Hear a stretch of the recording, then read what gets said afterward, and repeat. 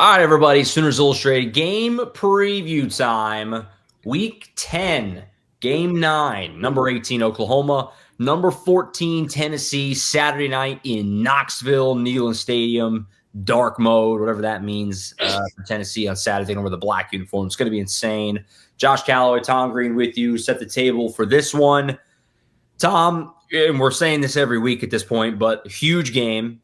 Kind of everything on the line for Oklahoma, really, as far as what this season can be. You know, certainly early in the year, there was a lot of thought that this could be a playoff team, certainly after the start, you know, and they beat Michigan and they beat Auburn. That's pretty much on the line this weekend. Maybe if everything falls right, you could get there at 9-3, but most likely you need to win out. That starts this weekend out there in Knoxville. Going to be an insane atmosphere, obviously one of the toughest places to play in college football. And here we go. I mean, as bad as everything is right now, and it's bad, the vibes are not good. The fan base is very pessimistic right now. If you were to go win this game, you'd flip a lot of narratives pretty quickly. Huge game, obviously, and a really tough one on the road against Tennessee on Saturday night. Yeah, like you said, you know, I don't know if 9-3 is necessarily disqualifying at this point. They have a shot, yeah, because you don't know how like the last 4 weeks of the season are going to unfold. Sure. But it's certainly an uphill climb if you fall to, you know, if you get your third loss before those last 3 games come up. Mm-hmm. So this kind of feels like, and look, Tennessee's in the same boat. You know, they're at 6-2 as well. A loss here, you know, for all intents and purposes, this is probably a playoff elimination type game. Yeah, at the very least, it delivers a critical blow to whichever team loses to their playoff aspirations. So it's a huge game for both teams. Like you said, going to be a rowdy atmosphere, prime time, ABC, the number 1 broadcast team, you know, dark mode, all that stuff at Neyland Stadium, which is, you know, one of the biggest and most raucous stadiums in college football. So it's going to be a real prove-it game for both of these teams. Yeah, I'm looking forward to it. I've never been out there before, and those who cover the team, you know, friends of ours in 2015 when Oklahoma went there and won with Baker Mayfield, that this is as good as it gets in college football. This is one of the best places. And unlike last year when we went to Death Valley, and it felt like LSU wasn't really up for that. It was late in the year, and both teams were kind of having disappointing seasons. This is like you said, this is a playoff elimination game. This is a huge game. Tennessee fans are going to be up for this. And so it's going to be cool to see that environment and that atmosphere on Saturday night. I think pretty close to whatever the best version of Neyland is, we're going to get pretty close to it, I think, on Saturday. So looking forward to it.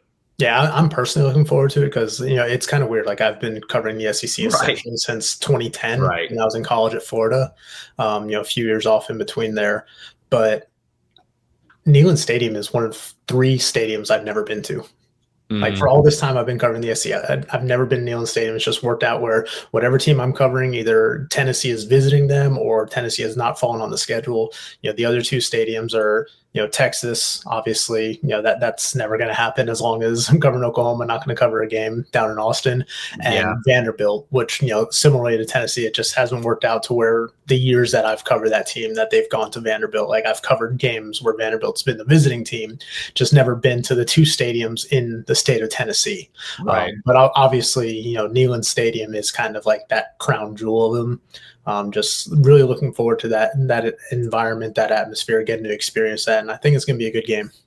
No doubt. Over 100,000 people packed into that place is crazy. And like we said, I mean, it's basically a playoff elimination game. I mean, Oklahoma at 9-3 would probably have an argument.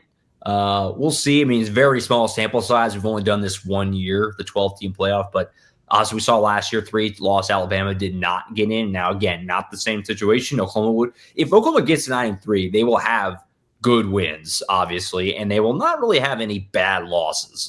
You know, nothing egregious, nothing like Alabama had last year working against them. But obviously, step one is this week before you can really get into any sort of real playoff talk. You got to win this weekend out there in Knoxville. It's a funny matchup because it's really a classic example of strength on strength and weakness on weakness. It's been funny to watch the fans kind of go back and forth with this game because both OU fans and Tennessee fans have been so self-deprecating with OU on their offense and with Tennessee on their defense. These are 2 sides of the ball that have been pretty poor for both teams. That stat that's been flying around. Tennessee has not held anyone under 30 in SEC play. Oklahoma has not cracked 30 in SEC play in 2 years. So it's like something's got to give. Something's going to have to – one of those is going to end this weekend. But on the flip side, it's a beautiful matchup of strength on strength with Josh Heupel in the offense and what Tennessee's doing, one of the best offenses in the sport, top 5 in passing and scoring. And then also we know what Oklahoma's defense is. So it's a fun matchup on paper. I mean, there's a lot on the line. It should be a great environment late in the year in November in Knoxville, and there's a ton on the line. And it should, like you said, it should just be a good game. It's two kind of good contrast in styles, and we should be set up for a pretty fun one, I think, on Saturday night. On the injury side, Oklahoma kind of beat up a little more than they've been. Now we'll see where some of these guys are at when we actually get to Saturday. As we record this on Thursday afternoons, as of now, Derek Simmons, doubtful. Keontez Lewis, doubtful. Kobe McKenzie, Gentry Williams, both questionable. Those are both huge. Obviously, all 4 of those guys are starters when healthy. What's the biggest injury question of the group for Oklahoma for you going into this? Like, what's if you could just pick one of these guys to play, who would you pick? Probably Kobe McKenzie. Yeah, I agree. Yeah, I just think what he brings to the defense, like he hasn't been their best defensive player, but just what he does from a communication standpoint and getting all the checks and the calls right from that linebacker spot, I think is huge. That's no knock on Owen Heineke or Kip Lewis, who obviously those 2 guys played a whole lot of snaps in that Ole Miss game after Kobe went down, but Kobe's communication is just on a different level than some of those guys. And I think having him there in the middle of that defense is huge. So if you can get him back, and I know Brent Venables was a little hopeful earlier in the week, said he was able to do some jogging on Monday when they were doing their walkthroughs and stuff like that. So we'll see how he progresses with that groin injury. But out of that group, I think that, Kobe McKenzie to me is the guy that you would most want to have out there.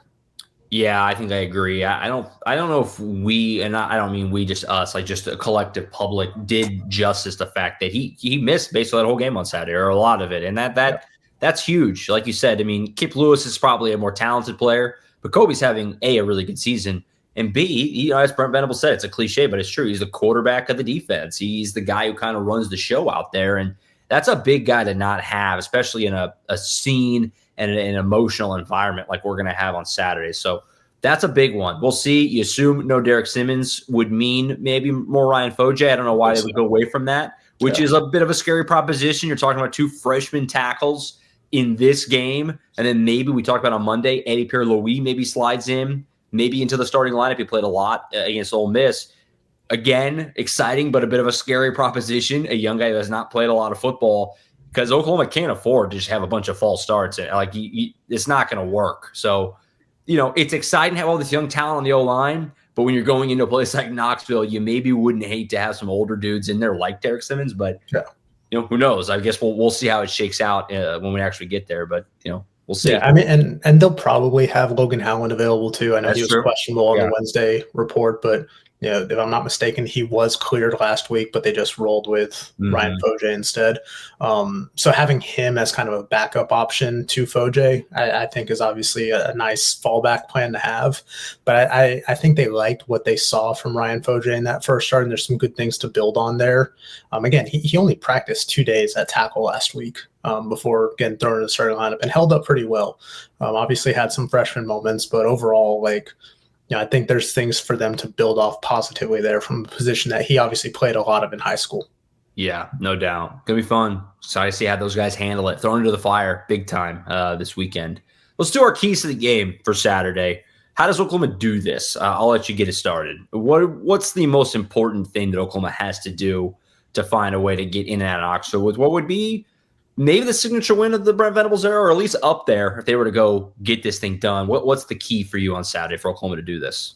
Precision, details, and that applies to various areas, but specifically with the offense.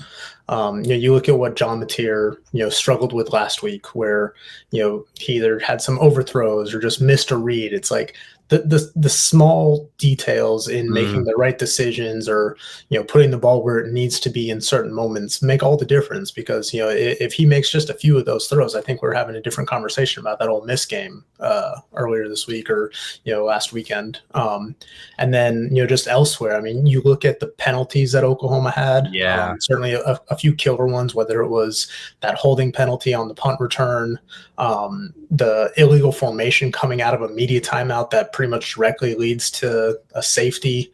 You had that holding penalty on the first drive by Michael Fasusi that kind of pushed them out of the red zone, and that they had to settle for a field goal. Just kind of took them out of their process, out of their rhythm. Just little things like that. Third downs, they are 4-14 against Ole Miss. Like, making things count where they need to. And it's not just on the players. Like, it's on Ben Arbuckle, who, needs to, figure things out a little bit better, like what's working, what isn't. Like, when Xavier Robinson gets rolling, like, don't go away from him. When John Mateer is struggling to complete passes, maybe do some other things to either get him comfortable or just lean on that run game a little bit more.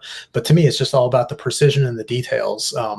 Because, the opportunities were there last week. I imagine they'll be there again this week against, like you said, a Tennessee defense that is, given up at least 31 points in 5 SEC games so far this season. So I think if Oklahoma can, refine some of those things, especially when you're talking about, games where, the margins are so small. I don't know if you saw that stat the other day, but SEC games this season are being decided by 10.4 points per game. There's been like 21 games that have been decided by one score, another 5 that have been decided by 10 points or fewer. So it's like these games are all, for the most part, competitive and there for the taking for anybody. And it comes down to those little details, in my opinion. No, I agree totally. That's really probably, and we'll do our game picks later, not to tip my hand too much, but that's really the main thing that scares me for Oklahoma, is they just have not been polished around the edges. And it just feels like if you're going to win in Knoxville, against a good Tennessee team, you have to be. You can't shoot yourself in the foot the way we've seen them do it, and penalties is a huge part of that. We talked about that on Monday, so I agree totally. That's a massive key on Saturday. For me, I probably would just go with a simple one that you could do almost every week, but you got to get after Joey Aguilar. Got to get some pressure on him. I mentioned earlier, number 3 passing offense in the country, Tennessee this weekend. Against Ole Miss, and I should really even specify, they got pressure. I need sacks. I need actual sacks in this game. If you're not going to get turnovers, you got to get them behind the chains, because this team can't get turnovers, right? We beat that to death. They only had 1 against Ole Miss on Saturday, and there were certainly times where Trinidad Chambliss just had time to sit back there and throw. Can't do that in this game with the way Tennessee can throw it around. Joey Aguilar's playing well. They have lots of talent at receiver. You're maybe missing Gentry Williams. Like, you just need to get after him and force them into some negative plays, which they've done really good. I mean, they have 14 TFLs against Ole Miss, but like, I need more sacks. Just the one sack. If you're going to have 1 sack and no turnovers again, you will lose. Okay, I'm going to say that now. You will lose. And maybe I'll look silly. Maybe they'll get through this with no turnovers and no sacks, and they'll still win. But I have a hard time seeing that. So you're looking at R. Mason, Taylor Wine, Marvin Jones, Grayson Halton, maybe even he's been a great pass rusher in the past. You just got to find a way to get after Aguilar and get them in some 2nd and 3rd and longs. That's going to be really, really important, I think, on Saturday. Jeff, something you want to add there? No, I was just saying I agree with you. I think they need better pressure because, like you said, the turnovers just haven't been there. 4 now through 8 games. I mean, you're averaging less than half. You're averaging half a turnover per game. Like, that's not going to cut it. But yeah, like, we know that the defensive line is good enough to get pressure. It's just a matter of getting home. Yeah, no doubt. So we'll see if they can do that on Saturday. That was a major X factor in the loss to Ole Miss. So we'll see what they can do against Joey Aguilar and that Vols offense. Players to watch. I'll get it started. I'll take, I think maybe the most obvious one. I don't know. Xavier Robinson. Is this going to be something now? I mean, we tried to do this with Torrey Blaylock. Obviously, he played very well in Columbia, and it was like, okay, could this be the start of something? Now Xavier Robinson had the big game. We talked about it at length on Monday. Only 9 carries. They got away from him. Both Ben Arbuckle and Brent Venables admitted, like, we probably should have rode this guy a little more. I said it Monday. I said it Saturday, and I said it Monday. 20 carries this week for X-Rob. I'm standing with that. Like, let the dude get into a rhythm. He is a guy in this game They can take the air out of the ball, take the wind out of the sails of this defense a little bit, control the clock a little bit, give your defense a breather if you can work get some sustained drives down the field. I feel like Xavier Robinson and maybe Troy Blaylock's the guy on Saturday. Like, they both had their moments, but it just feels like X-Rob is that dude. And we saw it last year at this time in November start to take off. Like, this is his season, to kind of just roll with him. And I'm really looking forward to seeing if they can actually go to him and, when a guy has a good game, actually go back to that because we have not seen that the last couple of years, and just let him kind of get into a rhythm and go from there. I feel like Oklahoma's best path to winning offensively is Xavier Robinson getting going and having a big day, a 20 carry, $125 type of day. So huge one for me is Xavier Robinson. Yeah, obviously they need to get him more involved. Like we touched on Monday's show, 9 carries just is not enough for your lead back when he's running the way he did in that third quarter. I'm going to go to the other side of the ball, and a little bit of a cheat, but I'm going to say Oklahoma's safeties. Robert Spears-Jennings, Peyton Bowen. We saw some more Jaden Hardy last week, and I'll probably throw Reggie Powers in there too, just because Tennessee's passing offense. You went over one of the best passing offenses in the country. I think they're second in passing yards per game. They're 9.1 yards per pass attempt is tied with Ole Miss, so they're similar in that regard, just in terms of what they're able to do in the passing game, even though there are different schemes there. But you look at what Eli Bowen and Cortland Gilroy did last week. They were just absolutely stout. Eli Bowen allowed just 2 receptions for 12 yards on 5 targets. Cortland Gilroy, 2 receptions for 7 yards on 8 targets, had 3 pass breakups. But then you look at the safeties and some of those deep balls that were allowed. Robert Spears-Jennings allowed 3 catches for 66 yards on 6 targets. Peyton Bowen, 4 receptions for 50 yards and a touchdown on 5 targets. Reggie Powers, 2 receptions for 71 yards on 2 targets. Like, they need those guys to play better in coverage, because you feel fine putting Eli Bowen and Cortland Gilroy on an island. You have no fear that those guys are going to deliver. And you go back to last year, that Tennessee game was really kind of the wake up, the realization moment of what they had in Eli Bowen. He can handle his own against some of these big SEC receivers. We've seen Cortland Gilroy respond these last few games in SEC play, certainly since that kind of baptism by fire in the Auburn game. But they need better coverage on some of those intermediate and deep balls from the safety position if they hope to keep this Tennessee passing offense in check. Agree totally. And, again, the same as last week, every week, special teams is going to be important, the kicking game, stuff like that, a little X factor as well, always in these close SEC games. All right, let's go ahead and pick this thing. Colin Kenny on the Wednesday pod, we did it a day early this week, said he had Tennessee winning 31-23. Make sure to get the up-to-date line. Oklahoma's actually not a huge underdog in this game, which you wouldn't think they would be, but it's maybe a bit of a slimmer line than most thought. 3 right now. Yeah, it opened at 4 earlier. Yeah. So it's gone down a little bit. So over-under at 55.5, which is higher than most of the Oklahoma games that we've had so far this season. Where are you at? I mean, how do you actually feel about Oklahoma actually finding a way to do this? So what's your prediction for Saturday, how this is actually going to unfold?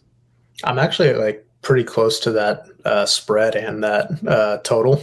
Yeah. I don't know if Oklahoma has enough offensively to get it done on the road in this game. Mm-hmm. I feel like there's probably going to be some penalties in that atmosphere. Like, we're going to see some mistakes. It's just a matter of, can they limit them enough to stay in this one? I still expect it to be a close game, and I think Oklahoma's defense is going to be able to do some things to frustrate Joey Aguilar and limit Tennessee's offense to an extent. But I think ultimately Tennessee wins this one 31-27. Yeah, I'm going to make it a sweep. The last time this happened didn't go well for us. It went great for Oklahoma and Texas in 2 years ago. But I'm going to say Tennessee wins it as well. I have 27-20. It's a tough spot because I feel like Oklahoma can definitely win this game. Okay, I think they have a legitimate shot. to go into Knoxville and win. Because look, at the end of the day, I'm not even sure if we really even know how good Tennessee is, right? I mean, I think they're a good team. Certainly they have a good offense. Their defense is not good. And look, the reality is this season, I don't know if most people realize what Tennessee's done in terms of their wins this year. They've beaten no one with a soul. Here's their wins. I'll rattle them off real quick. There's 6 wins. Syracuse, East Tennessee, UAB, Mississippi State, Arkansas, Kentucky. Those SEC teams all don't have a win in conference play so far. Now, their losses were competitive to good teams, Alabama and Georgia. But nevertheless, like, they haven't really shown like they're at an elite level to this point. I think Oklahoma's going to be in this game, but it goes back to what we've kind of been talking about. We talked about on Monday and we talked about earlier in this show.